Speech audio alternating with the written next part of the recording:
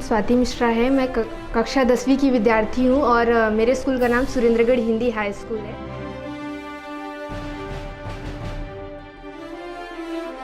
ये सबसे छोटे सैटेलाइट्स होंगे वर्ल्ड के। ये सैटेलाइट्स फेम्टो सैटेलाइट्स होते हैं, पेलोड क्यूब्स के, मतलब इनका शेप क्यूब का होता है और इनका वेट बहुत ही कम होगा, 50 grams.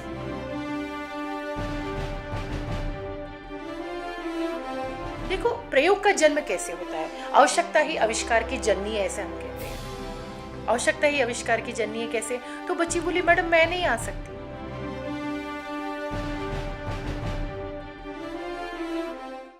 Particularly you are in the management environment, Wharton, I want the young people to understand how to manage the failure. Because any task you do, you have to come across problem. Problem should not become the captain of the individual or the project chief. The project chief should become the captain of the problems and defeat the problem and succeed. मेरा नाम स्वाति मिश्रा है। मैं कक्षा 10वीं की विद्यार्थी हूँ और मेरे स्कूल का नाम सुरेंद्रगढ़ हिंदी हाई स्कूल है। ये हमें अपॉर्चुनिटी बहुत अच्छी मिली है। Doctor APJ Abdul Kalam international foundation payload cube challenge 2021। सबसे पहले मैं अपनी टीचर दीप्ति बिस्ट मैडम को बहुत बहुत धन्यवाद कहना चाहती हूँ कि उनकी वजह से आज हमें ये स्टेज में मिला। उन्होंने हमारे फॉर्म्स भरे, रिलेटेड हमसे बातें की और मिलिंद चौधरी सर को भी बहुत बहुत धन्यवाद कहना चाहती हूँ। और जिन्होंने हमें यह फीस स्पॉन्सर की है, जॉन सर मार्टिन ग्रुप के, उनको भी बहुत बहुत धन्यवाद कहना चाहती हूँ। और जो हमारे जनरल सेक्रेटरी हैं मिलिंद चौधरी, मनीषा ताई चौधरी, विशाल लिचाडे सर, उन सबको भी मैं बहुत बहुत धन्यवाद कहना चाहती हूँ। एक्स्ट्रा क्लास जब साइंस का लेती थी तो बच्चियां वहाँ पे भी जाट तोरोड़ी, आसपास का इलाका स्लम इलाका है, वहाँ से आती थी। तो एक दो बच्ची वहाँ पे दीपा नाम की, उसके साथ नाम की, मैं बोला क्यों नहीं आते हो आप एक्स्ट्रा क्लास में?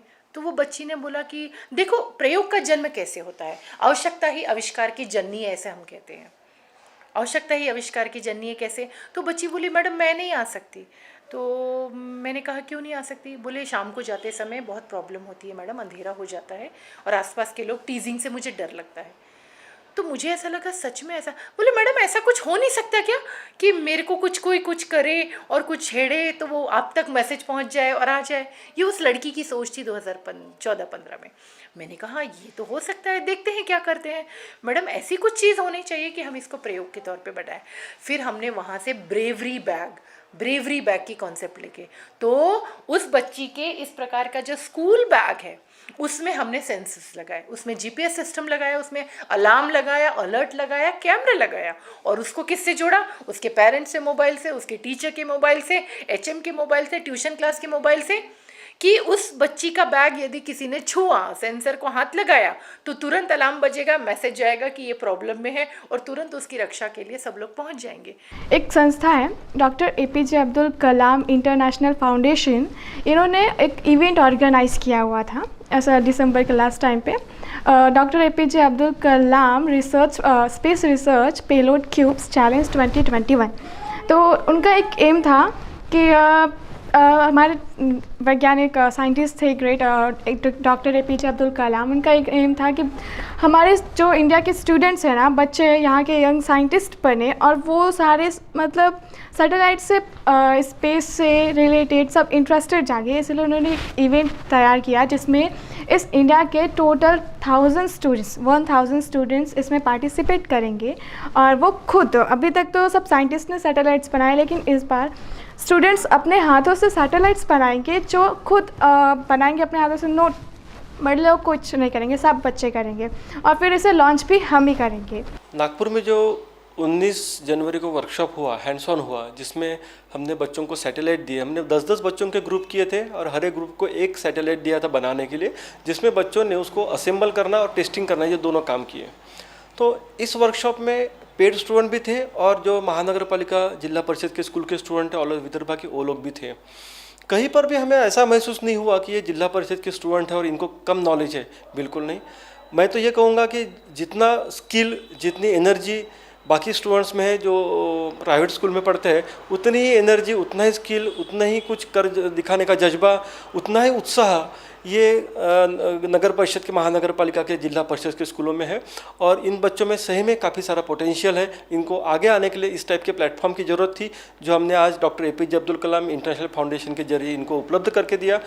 और ये जो हमें ऑनलाइन सेशन किया गया, ये हमारा ऑनलाइन सेशन 6 दिन हुआ है और एक दिन हमारा वर्कशॉप हुआ है SD Vincent Pallotti college of engineering, Wardha road, near STDA stadium के पास हुआ है। और ये सब जो हम सैटेलाइट बनाने वाले हैं वह विश्व का सबसे छोटा सैटेलाइट होगा और इस सैटेलाइट का नाम होगा फेमटो सैटेलाइट और इसका वजन भी 25 से 80 ग्राम होगा और इसका साइज़ 4 सेंटीमीटर से 4 सेंटीमीटर होगा। और इसमें हमने बायोमीटर सेंसर लगाया है, यह ऊपर में जाके एटमॉस्फेयर की जानकारी लेके आएगा, वहाँ क्या क्या है वो सब जानकारी लेके आएगा। इसमें हमने एक केस में 3 GPS tracking system, live camera और पैरासूट फिट किया है। और ये जो सैटेलाइट रामेश्वरम से लॉन्च किया जाएगा 7 फरवरी को और वो 35 किलोमीटर और 38 मीटर से जब वो नीचे आएगा, पैरासूट से नीचे आएगा, पूरा वो नीचे अपनी जानकारी लेके आ जाएगा। मेरा नाम काजल शर्मा है, मैं 10वीं कक्षा में पढ़ती हूँ और सुरेंद्रगढ़ हिंदी हाई स्कूल की मैं विद्यार्थी हूँ। और ये सैटेलाइट्स थोड़ा सा अलग है, मतलब ये जैसे नॉर्मली बहुत बड़े बड़े सैटेलाइट्स होते हैं उस तरह नहीं है, ये सबसे छोटे सैटेलाइट्स होंगे वर्ल्ड के। ये सैटेलाइट्स फेमटो सैटेलाइट्स होते हैं, पेलोड क्यूब्स के, मतलब इनका शेप क्यूब का होता है और इनका वेट बहुत ही कम होगा, 50 ग्राम्स, मतलब 50 ग्राम के पास। और ये सैटेलाइट्स कार्बन फाइबर से बने होते हैं। ये जब इवेंट क्रिएट हुआ था तो उसमें सब स्पॉन्सर्ड सब फीस थी 10,000 1 पर्सन, मतलब एक स्टूडेंट्स के लिए 10,000 फीस थी। पर हमें मार्टिन ग्रुप है साउथ इंडियन के, तो उन्होंने कुछ बच्चों को स्पॉन्सर्ड किया, जैसे हमें कुछ अफोर्ड नहीं कर सकते 10,000 देने के लिए, तो हमें अपॉर्चुनिटी नहीं मिलती, तो उन्होंने 50% स्टूडेंट्स को स्पॉन्सर्ड किया है, तो हमारी फ़ीस नहीं ली गई थी, तो हम फ्री शीट पे गए हुए हैं। तो और सब मैं बहुत ही खुद को लकी मानती हूँ कि हमें ये अपॉर्चुनिटी मिली है, हम फ्री शीट्स पे गए हैं। तो मैं थैंक यू कहना चाहूँगी इस इवेंट को, doctor APJ Abdul Kalam research foundations को और मार्टिन ग्रुप को भी और मेरे टीचर को, तो उन्होंने ये मौका दिया। ये ऑनलाइन फॉर्म पे हुआ था, तो ऑनलाइन फॉर्म में हमारी टीचर ने भरा था, वैसे सबको दिया था पर लकी नंबर्स आते तो मेरे टीचर ने भरा था, तो हमारा नंबर सिलेक्ट हुआ और हम इस पर गए। अभी ये क्यूब्स के मतलब मेरे सैटेलाइट्स के बारे में, तो ये हमारा सेक्शन 2 जनवरी से स्टार्ट हुआ था। तो हमारा ग्रुप बना था, व्हाट्सएप ग्रुप, अब असेंबल तो हो नहीं सकते थे, तो व्हाट्सएप ग्रुप्स बने थे वर्ल्ड रिकॉर्ड करके और एक SZI वर्ल्ड रिकॉर्ड करके। तो उसमें से ना सारे स्पॉन्सर स्टूडेंट्स थे और एक और ग्रुप बने थे। तो उसमें हमें पहले ऑनलाइन सेशन दिए, ऑनलाइन सारी इन्फॉर्मेशन दी इस ग्रुप सैटेलाइट्स इस इवेंट के बारे में। फिर उसके बाद मतलब 2 दिन तो पूरा कंटिन्यू 1-1 घंटे 2-2 आवर्स का ऑनलाइन सेशन दिया कि हमें सैटेलाइट कैसे बनाएंगे, क्यों कर रहे हैं, ये सारी इन्फॉर्मेशन थी। 1 हफ्ते तक पूरा चला। फाइनली हमारा एक डेट आया ऑफलाइन सेशन, क्योंकि अभी कोविड-19 चल रहा था तो एक दिन बनाना ही था। तो 19 जनवरी को हमारा ऑफलाइन सेशन था। 2 सेंटर्स इंडिया पे स्पॉट किए गए थे, एक पुणे में, एक नागपुर में।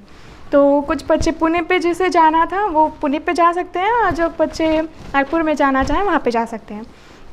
तो हम लोग पूरे नागपुर में रहते, तो हम लोग उन्हें नागपुर पे गए वहाँ। और ये इवेंट को संभालने के लिए सारी गाइडलाइंस हैं general secretary Milind Chaudhary sir और मनीषा ताई मैम, ये बहुत ही सपोर्ट करती हैं। ये सारी इन्फॉर्मेशन ये हमें ही देते हैं, सारी चीज़ें, अरेंजमेंट, सारी चीज़ें। तो हम लोग नागपुर पे गए थे, तो 19 जनवरी को हमने सैटेलाइट्स अपने हाथों से बनाया था। इसमें सैटेलाइट में क्या है, सेंसर्स है, बहुत ही छोटा क्यूब टाइप का कार्बन फाइबर का होता है। उसमें सेंसर्स, लाइव कैमरा भी होगा, GPS ट्रैकर होगा, क्योंकि अभी हम वहाँ पे इसे छोड़ेंगे और ये जब हम इसे लॉन्च करेंगे ना, तो ये 35,000 मीटर से 38,000 मीटर तक ऊपर जाएगा और ये इसका काम क्या करेगा, जब हम जो सेंसर्स डालेंगे ना, ये ऊपर जाके बहुत सारी इन्फॉर्मेशन, अलग अलग सेंसर्स, 100 सैटेलाइट्स बनेंगे तो 100 अलग अलग सेंसर्स डालेंगे जिनका सबका अलग अलग काम होगा। जैसे कि कोई ओजोन लेयर का इंफॉर्मेशन कलेक्ट करेगा कि वो ओजोन लेयर कितनी अच्छी है, कितनी बुरी हो गई है, और कॉस्मिक रेज मतलब बाहर से जो गैलेक्सी से रेज आती हैं, सन से रेज आती हैं, हमारी धरती को कैसे इफेक्ट कर रही हैं या फिर ओजोन लेयर के कैसे कर रही हैं।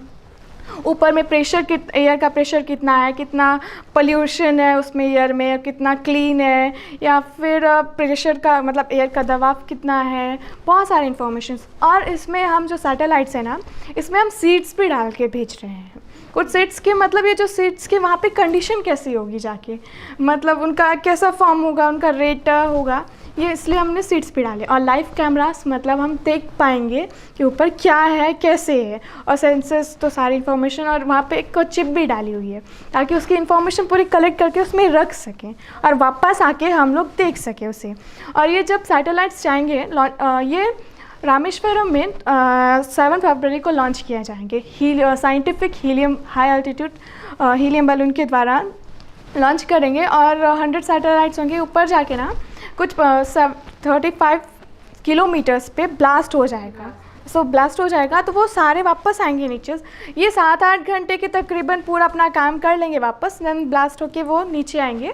तो इसमें वो पैराशूट्स भी होंगे जिनकी हेल्प से वो सेफली नीचे आएंगे।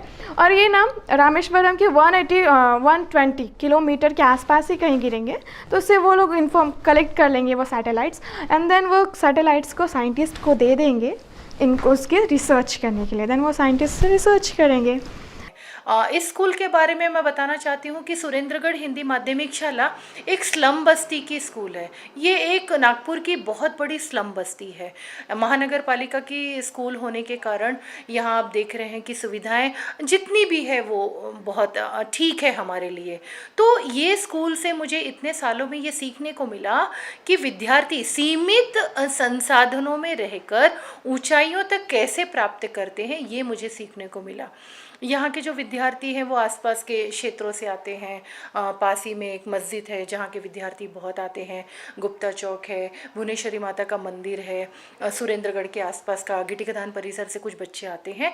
और सबसे बड़ी बात, बहुत दूर एक बस्ती है भिवसनखोरी, वहाँ से भी विद्यार्थी यहाँ पर आते हैं। और जब हम सुविधाओं की बात करते हैं तो मुझे ऐसा लगता है कि विज्ञान को प्रयोगशाला की ज़रूरत नहीं है। आमतौर पर लोग प्रयोगशाला कैसे समझते हैं? आमतौर पर समझते हैं कि कांच की प्रयोगशाला होगी, बहुत सारी सुविधाएं होंगी, बहुत सारे डायमेंशंस होंगे, उसमें इक्विपमेंट्स बड़े बड़े भारी भारी होंगे और उसमें बच्चे जाके प्रयोग करेंगे। ये आम लोगों की जो धारणा है, इस प्रयोगशाला के ज़रिए मैं आम लोगों तक ये बात पहुंचाना चाहूँगी कि विज्ञान को प्रयोगशाला की ज़रूरत नहीं है। विज्ञान को संकल्पना कॉन्सेप्ट के आधार पर प्रयोगों की आवश्यकता है। विज्ञान को डेफिनेशंस की ज़रूरत नहीं है, परिभाषाओं की ज़रूरत नहीं है। विज्ञान को नए नए प्रस्तुतिकरण की, how you present in front of dignitaries, उसकी आवश्यकता है। सही मायने में देखा जाए तो विज्ञान को एक परिचय की आवश्यकता नहीं है, बल्कि एक नए पूर्ण भूमिका में आने की ज़रूरत है। लोगों को ये समझ में आए, जिसको हम आनंददायी शिक्षण कहते हैं ना, लर्निंग बाय डूइंग मेथड, करके देखो। क्योंकि जो हम सीखते हैं, थियरी जो होता है वो 70% के लगभग होता है, लेकिन उसमें जो लिखा होता है प्रैक्टिकली बच्चों को जो हैंड्स ऑन हमको अनुभव देना है। तो एजुकेशन का क्या मतलब होता है? एजुकेशन का मतलब कैसा होता है कि बच्चों का जो क्रिएटिविटी है, जो स्किल है, वो हमको लोकली इंटरनेशनल लेवल तक लेके जाना है, और जो इंटरनेशनल एजुकेशन है उसको ग्लोबल से हमको लोकल तक लाना है। तो हमको कैसे तैयार करने हैं बच्चे? हमको फ्यूचर रेडी बच्चे तैयार करने हैं, जो किसी भी परिस्थिति में कैसे भी रह के वो अपने ज़िंदगी से लड़ना सीखे, कैसी भी परिस्थितियों में वो ऊंचाइयों तक प्राप्त करे। हमको जागतिक स्वीकार्यता मिले, जिनको पूरे वर्ल्ड का एक्सेप्टेंस मिले, ऐसे स्टूडेंट हमको रेडी करना है। कि प्रयोग ज़रूरी नहीं कि कांच के उपकरणों के बनाए जाए। जो गैसेस हम बाकी एक्सपेरिमेंट्स में बनाते हैं वो हम एक छोटी सी रिफिल से, कागज़ से, पेन से, मार्बल से, फेंकी हुई चीज़ों से, जिसे हम कहते हैं कबाड़ से जुगाड़, तो यहाँ पर इतने सारे एक्सपेरिमेंट जो बच्चों ने बनाए हैं वो कबाड़ से जुगाड़ ही है। मतलब छोटी छोटी चीज़ों से बच्चे बड़े बड़े एक्सपेरिमेंट बनाते हैं। और हमारे स्कूल की बात करें तो बच्चे अपूर्व विज्ञान मेला में बहुत सालों से 1997 से ये बच्चे जाते हैं और बच्चे वहाँ जाके 5 दिन मैदानों में सीखते हैं, प्रेशर के ऊपर, डेंसिटी के ऊपर, एटॉमिक स्ट्रक्चर पे, लाइट पे, अपथ्रस्ट पे, क्लासिफिकेशंस पे, प्लांट्स पे, एनिमल पे, इकोसिस्टम पे, सारे एक्सपेरिमेंट बच्चे बनाते हैं। और ये शाला ऐसी नहीं कि पहली बार इंटरनेशनली लेवल पे जा रही है। बोलते हैं ना कि कोशिश करने वालों की हार नहीं होती। नन्ही चींटी दाना लेकर जब चढ़ती है 100 बार फिसलती है, लेकिन कोशिश उसकी बेकार नहीं होती और कोशिश करने वालों की हार नहीं होती। कि आपको बाहर जाना है तो इसमें आप अपने आइडियाज़ डालिए कि आप क्या बनाएंगे। तो बहुत सारे बच्चों ने बहुत सारा लिखा। तो एक बच्चे ने कहा कि मैडम हम लोग ना तारामंडल बनाएंगे। तो मुझे बहुत आश्चर्य हुआ। मुझे ऐसा लगा कि इतना बड़ा तारामंडल स्काई ऑब्जर्वेशन का हम कैसे बना सकते हैं। बोले मैडम मैं कल बना के लाता हूँ। ठीक है, उसका नाम था प्रदीप श्रीमाली। तो वो बच्चा लाया दूसरे दिन। मैंने बोला क्या लाया बैग में, तो उसने एक छतरी निकाली काले रंग की और उसको खोली। उसमें बहुत सारे छेद थे। मैं बोली क्या है ये। उसने नीचे से टॉर्च मारा और बताया कि अंदर से मैडम ये कॉन्स्टलेशन है, ये तारामंडल है, ये ग्रह है, नक्षत्र है। वो 8वीं क्लास का छोटा सा बच्चा, उसने इतना बड़ा तारामंडल का कॉन्सेप्ट एक छोटी सी छतरी में दिखाया।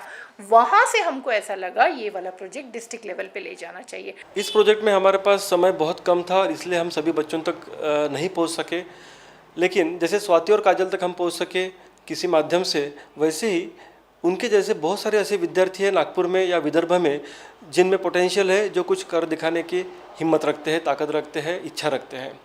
ऐसे विद्यार्थियों के लिए ज़रूर हम doctor APJ Abdul Kalam international foundation की तरफ से नए नए प्रोजेक्ट लाते रहेंगे और उनको इसमें शामिल करते जाएंगे, ताकि उन्हें भी नया कुछ कर दिखाने के लिए एक प्लेटफॉर्म अवेलेबल हो सके। और हमें खुशी है कि इसमें उनके जो टीचर्स थे, जो शिक्षक थे, उन्होंने काफ़ी ज़्यादा मदद की बच्चों को प्रमोट करने के लिए। और अभी इसका जो नेक्स्ट फेज़ है इस प्रोजेक्ट का, जिसमें 29 तारीख को एक ऑनलाइन वर्कशॉप होने वाला है जहाँ पे गिनीज बुक ऑफ रिकॉर्ड तैयार होने वाला है। और ये पूरे सैटेलाइट्स रामेश्वरम से 7 फरवरी को लॉन्च हो रहे हैं। तो इन सब की ट्रायल्स अभी चल रही है। जो गिनीज बुक का हमारा प्रोग्राम है 29 जनवरी को, उस दिन सुबह 10 से 11 के बीच में ऑल ओवर इंडिया से पूरे 1000 विद्यार्थी इसमें शामिल होंगे। लेकिन इसकी ट्रायल हम 27 और 28 तारीख को 3 ट्रायल ले रहे हैं, ताकि किसी भी विद्यार्थी का नुकसान ना हो। वो उन सबको गिनीज बुक ऑफ रिकॉर्ड में शामिल कर लिया जाएगा। वैसे ही जब हम 7 तारीख को रामेश्वरम से लॉन्च कर रहे हैं, उसके पहले 2 या 3 तारीख को हम एक पायलट रन कर रहे हैं, ताकि इन सब प्रोजेक्ट का जो लॉन्चिंग प्रोजेक्ट है उसका हम एक बार ट्रायल ले सके। और 7 तारीख को रामेश्वरम से doctor APJ Abdul Kalam international foundation की तरफ से ये सैटेलाइट लॉन्च किया जाएगा। मैं 10वीं की विद्यार्थी हूँ। मुझे ना मैंने एक टाइम टेबल फिट किया है कि मुझे इतने बजे उठना है, इतने बजे ये काम करना है। तो मॉर्निंग में जैसे उठना, अपना पढ़ाई करना, वो किया है मैंने। शाम के टाइम में जैसे खेलना, 5 से 6 बजे तक खेलना, सुबह उठना, टाइमिंग, नहाना धोना, स्कूल का टाइमिंग, फिर पढ़ाई, फिर रात को वो। नहीं, पहले मुझे इसके बारे में इतना नॉलेज नहीं था। जैसे जैसे मैं 9th 8th में गई, अपने साइंस के टीचर से मैं इंस्पिरेशन होते गई। मुझे थोड़ा नॉलेज आया कि साइंस जो एक सब्जेक्ट है वो हमें हर चीज़ की उसमें रियलिटी है कि ये चीज़ होती है। इसकी वजह से जो टीचर हमें पढ़ाती है उनको इंस्पिरेशन देख देख के उनकी नॉलेज क्या है क्या नहीं, उसकी वजह से मुझे साइंस में थोड़ा बहुत इंटरेस्ट आने लगा है। और जो ये अभी हम सैटेलाइट बना रहे हैं, मुझे नहीं लगता था कि मैं ऐसा कर पाऊँगी।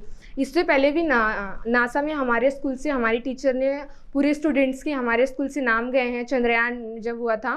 इससे पहले भी मैंने बहुत सारे छोटे छोटे प्रयोग किया है साइंस में। इससे पहले हमारे विज्ञान मेला में हमारे सेशन होते थे, ऑफलाइन सेशन होते थे। हमारी टीचर हमें छोटे छोटे प्रयोग बताते थे और हम वो प्रयोग एक्सप्लेन करते थे। वहाँ पे हर जगह से अलग अलग लोग आते थे हमारा प्रयोग देखने। इससे पहले भी IWS में भी मेरा फर्स्ट नंबर आया है। और हमें स्कूल से रमन साइंस लेके गया, वहाँ भी हमारा केमिस्ट्री कैंप, NIT में भी हमारा ऑफलाइन वर्कशॉप हुआ। हमने वहाँ पे भी बहुत एंजॉय किया। अलग अलग ऐसा ही नहीं है, हमारे स्कूल में इतने सारे इंटरनेशनल कॉम्पिटिशन्स हुए, उनमें सब में हमारे स्कूल फर्स्ट लेवल में गई है आज तक।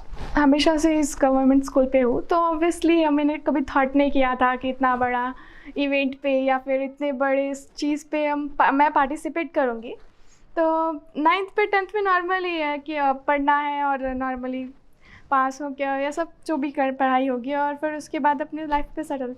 बट सडनली 10th में जब मैम ने न्यूज़ दी तो ऑब्वियसली बहुत ही खुश थी। मेरे फैमिली को भी मैंने बताया तो मम्मा भी बहुत खुश थी, पापा भी बहुत खुश थे कि इतनी बड़ी अपॉर्चुनिटी मिली है।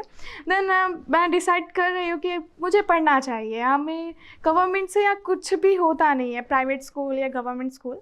मैंने ये गवर्नमेंट स्कूल से भी बहुत सारी चीज़ें अफोर्ड की है, मतलब हर एक कॉम्पिटिशन्स में पार्टिसिपेट किया है, बहुत सारे कैंपस में गए हैं।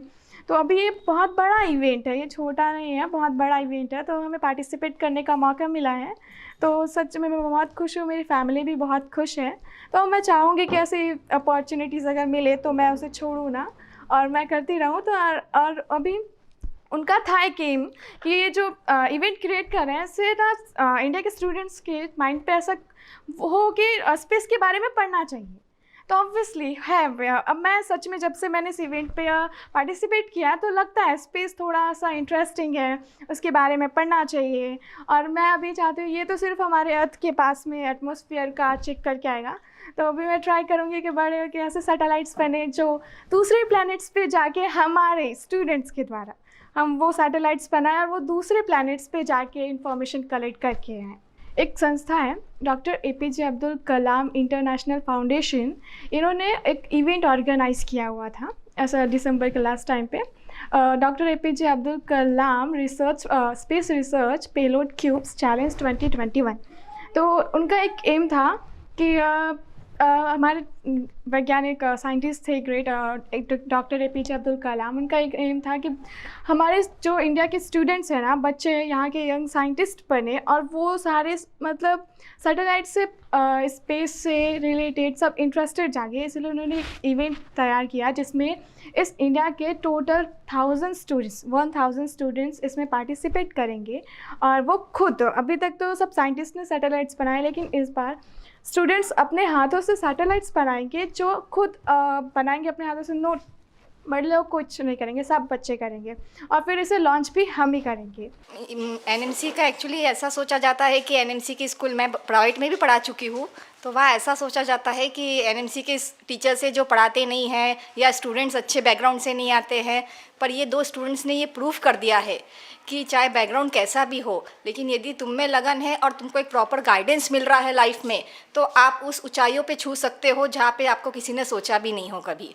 तो यही मैंने यहाँ पे सीखा। यहाँ के बच्चे भली उनको बहुत सी कमी रहती है, यहाँ जैसे इन लोगों के पास में घर में भी बहुत सी प्रॉब्लम्स रहती है, उनको फिजिकली उनके पेरेंट्स से उनको इतना सपोर्ट नहीं मिल पाता है। पर यदि हम उनको प्रॉपर प्लेटफॉर्म देते हैं, यहाँ पे हम उनको प्रॉपरली गाइड करते हैं, तो एक वो है जो आज हमारे स्कूल का नाम ऊपर तक ले जाने में हम बहुत सक्षम हैं ये सब करने में। मैं एनएमसी बच्चों के लिए इतना ही कहना चाहूँगी कि हमारे बच्चे बहुत इनकी आर्थिक परिस्थिति से गुजरते हुए वो हमारे स्कूल में पढ़ते हैं, पर हमारी शाला में यानी हमारी सुरेंद्रगढ़ हिंदी शाला में बच्चों को अच्छा पढ़ाने के लिए सभी टीचर हमारे यहाँ के तत्पर है और हमारे यहाँ के बच्चे भी उतने कमज़ोर नहीं हैं। बाकी स्कूलों से मैंने देखा, एनएमसी की दूसरे स्कूलों से देखा कि हमारे स्कूल में बेहतर पढ़ाई होती है। यहाँ पर आने वाले जो लड़के हैं यह एक गरीब तबके के लड़के हैं, उनके पास में सुविधाओं का अभाव है। फिर भी हमारी इस शाला में सभी शिक्षक वृंद अधिक से अधिक मेहनत करते हुए कोयले की खदान में से जिस प्रकार से हीरा निकाला जाता है वैसे हीरे बच्चे तैयार करते हैं। और बहुत सारे बच्चे बहुत ही इंटरेस्ट और बहुत से ध्यानपूर्वक लगन से कार्य करते हैं, जिसका उदाहरण अभी डॉक्टर एपीजे अब्दुल कलाम फाउंडेशन के तरफ से जो रामेश्वरम जा रहे हैं उसका उदाहरण पूरे नागपुर शहर को मालूम है। तो ऐसा नहीं है कि कॉरपोरेशन में पढ़ाई नहीं होती है, पढ़ाई होती है। अभाव में रहते हुए बच्चों की पढ़ाई करवा लेना या उनको उचित मार्गदर्शन करना, ये हमारे यहाँ के शिक्षकों की एक बहुत बड़ी उपलब्धि है, ऐसा मैं कहना चाहता हूँ। मुझे बच्ची के बारे में बहुत खुशी की बात है कि जो बच्ची मेरी बहुत आगे तक जा रही है। और पहले तो मेरे को बहुत ऐसा लग रहा था कि मैं सरकारी स्कूल में डाली हूँ तो मेरे लड़के कैसे पढ़ के आगे बढ़ेंगे, तब तो पछतावा हो रहा था। लेकिन अभी पढ़ाई करते समय और आगे बढ़ते समय मेरे को ऐसा लग रहा कि मैंने बहुत अच्छा काम किया कि जो ये स्कूल में डाले बच्चे को। और मेरी बच्ची बहुत आगे पढ़ रही है, उसमें टीचर का भी बहुत बड़ा सहयोग है। माँ बाप से भी ज़्यादा टीचर ध्यान दे रही हैं, हर चीज़ छोटी छोटी चीज़ों में ध्यान दे रही हैं। हर एक चीज़ घूमने फिरने पढ़ाई लिखाई हर चीज़ में टीचर बहुत मदद कर रही हैं। और लॉकडाउन में भी मेरे बच्चे पढ़ नहीं सकते थे हमारी स्थिति की वजह से, लेकिन गांव में रह के भी टीचर ने पढ़ाने का सोच रखा और हम लोग बच्चों को पढ़ाए। मोबाइल ने खरीद के दिए हमारे भाई ने, उसके मामा ने काजल के, और गांव से खेती किसानी करते हुए मेरे बच्चे पढ़ाई पूरी किए, अभी भी कर रहे हैं। ये बहुत अच्छी बात है, तभी यहाँ तक बच्चे हाँ वही बोल रहे थे बनाने के लिए। टीचर ने पूछे, इनको नाम जुड़वाए और बाकी के बच्चों को 10-10 हज़ार रुपये लग रहे थे। मेरी लड़की आके बताई मेरे को कि मतलब मैम ऐसा ऐसा बोले हैं, तो मेरे को बहुत अफसोस हुआ कि मेरे पास भी पैसे होते तो मैं भी मेरे बच्ची को भेजते थे, लेकिन इसने बताया कि मेरे पैसे सरकार दे रही है, तो हमको बहुत खुशी हुई। मैं बोली कि ठीक है, अच्छी बात है, तुम जाओ बनाओ करो जो करना है। टीचर ने भी बात किए थे, तो मैं बोली अच्छी बात है, मैं कभी नहीं रोक सकती हूँ, मेरे को भी अच्छा लगेगा। फिर इन्होंने काम चालू किया, मोबाइल से ही पढ़ाई कर रहे थे और वहाँ गए बनाने के लिए, सैटेलाइट बनाने के लिए गए। वहाँ का भी मेरे को वो दिखाए कि ऐसा बनाए हैं। अभी रामेश्वर जाने के लिए भी तैयारी किए हैं और सरकार उसकी सब चीज़ की सुविधाएं दिए हैं और वो जाने के लिए तैयार है। 4 तारीख को उनको जाना है वहाँ पे और 7 तारीख को वहाँ का लॉन्चिंग होगा, तो दिखाएंगे।